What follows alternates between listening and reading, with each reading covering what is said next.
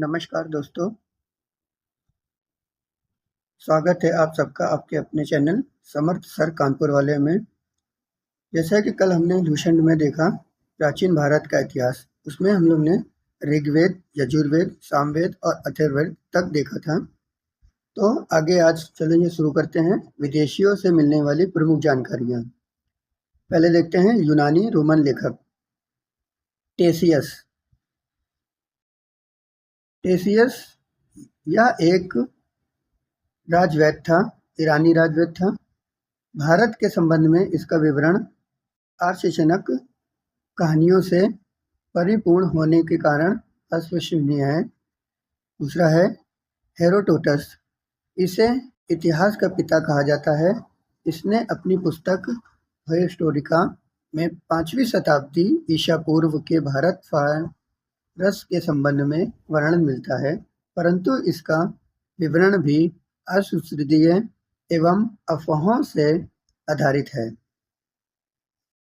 सिकंदर के साथ आने वाले लेखकों में निर्यासक, अनेसिकर और अस्टियोपुलस के विवरण अधिक प्रमाणिक एवं विश्वसनीय हैं।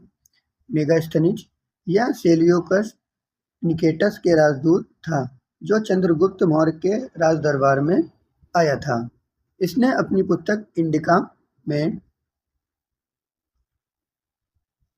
मौर्ययुगीन समाज एवं संस्कृति के विषयों में लिखा है।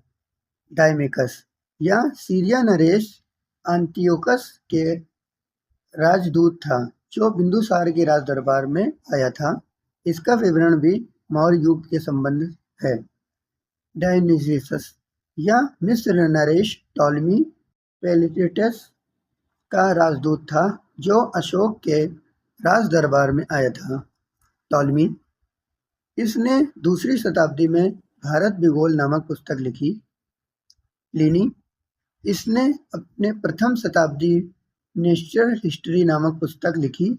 अपने भारतीय पशु, पेड़ पौधों, खनिज पदार्थों आदि के बारे में विवरण मिलता है। पेरिप्लस ऑफ द एरीथ्रस सी इस पुस्तक के लेखक के बारे में जानकारी नहीं है। यह लेखक करीब 80 ईस्वी में हिंद महासागर यात्रा पर आया था। इसने उस समय के भारत के बंदरगाहों तथा व्यापारियों वस्तुओं के बारे में जानकारी दी।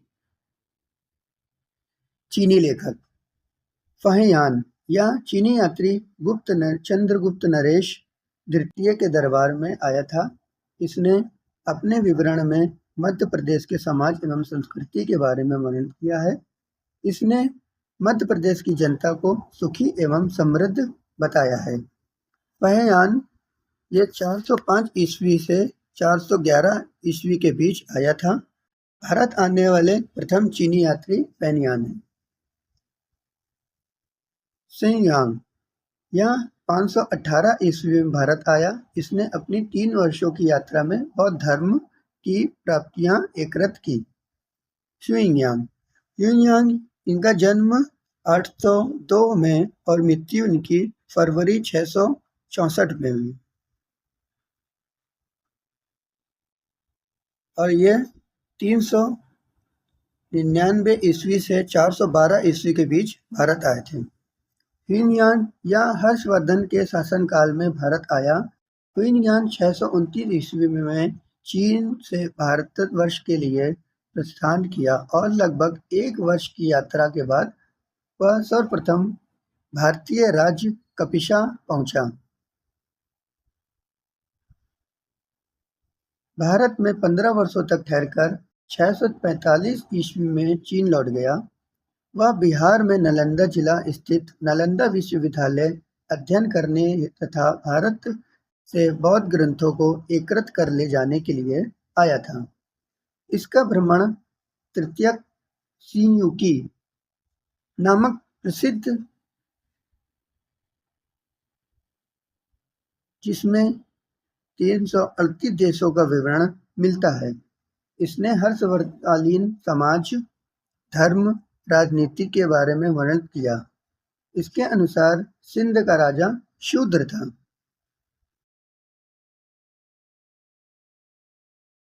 हुइनशांग के अध्ययन के समय नालंदा विश्वविद्यालय के कुलपति आचार्य शीलभद्र थे। ये एक्स्ट्रा जानकारी है, नोट डाउन कर लीजिए। ई त्सियांग या 7वीं शताब्दी के अंत में भारत आया। इसने अपने विवरण में नालंदा विश्वविद्यालय, विक्रमशिला विश्वविद्यालय तथा अपने समय के भारत वर्णन किया है। यह 10 वर्षों तक यहाँ पर अध्ययन किया है इसने। अरबी लेखकों में अल-बरूनी या महमूद गजनवी के समय भारत आया था। अरबी में लिखी गई उनकी कृति किताब-उल-हिंद तहजीज-ए-हिंद आज भी इतिहासकारों के लिए एक महत्वपूर्ण स्रोत है। इसमें राजपूतकालीन समाज, धर्म, रीति-रिवाज, राजनीति आदि पर सुंदर प्रकाश डाला गया है। बाकी अन्य लेखक कौन-कौन हैं? तारानाथ, यह एक तिब्बती लेखक था। इसने कन्युंगर तथा तंगयुंगर नामक ग्रंथ की रचना की।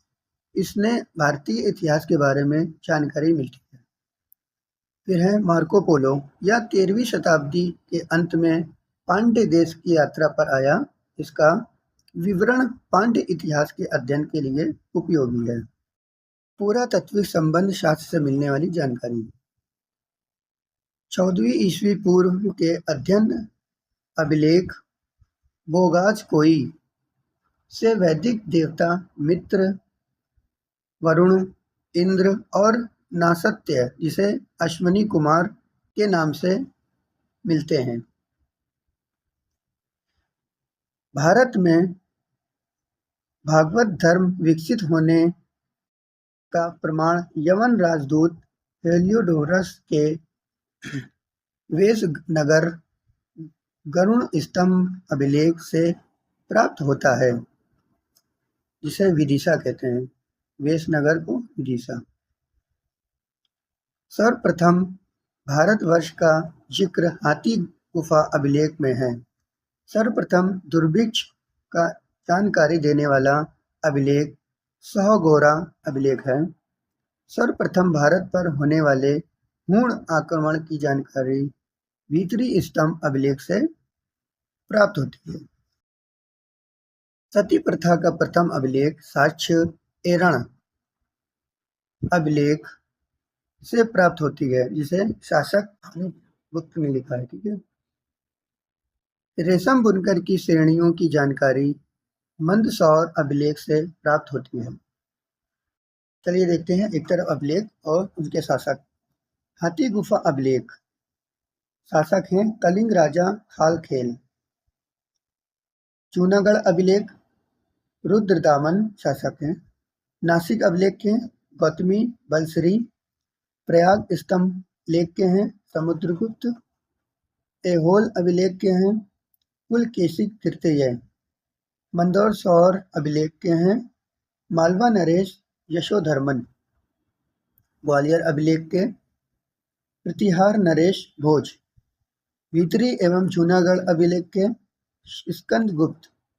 देवपड़ा अभिलेख के बंगाल शासक विजय सेन। नोट की जानकारी लेते हैं।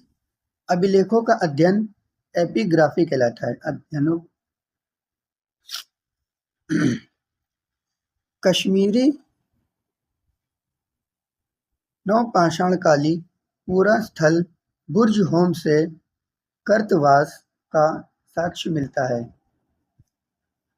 इसमें उतरने के लिए सीढ़ियां होती थीं। प्राचीनतम सिक्कों को आहूत सिक्के कहा जाता है। इसी को साहित्य में काशार्पण कहा जाता है। आहूत और काशर। सर्वप्रथम सिक्कों पर अभिलेख लिखने का कार्य यवन शासकों ने किया। समुद्रगुप्त की वीणा बजाती हुई मुद्रा वाले सिक्के से उनके संगीत प्रेमी होने का वर्णन मिलता है।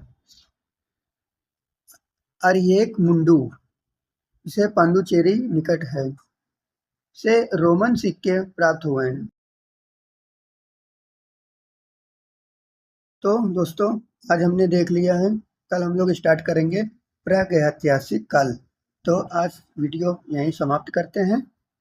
उम्मीद करते हैं आपको वीडियो अच्छा लगा होगा। अगर वीडियो अच्छा लगा है तो उसको लाइक करें, सब्सक्राइब करें और लोगों को ज़्यादा से ज़्यादा जानकारी दें। और जो भी आपको इसमें करेक्शन करना हो या कुछ करना हो तो आप कमेंट में बता सकते हैं। नमस्कार। If you like, subscribe.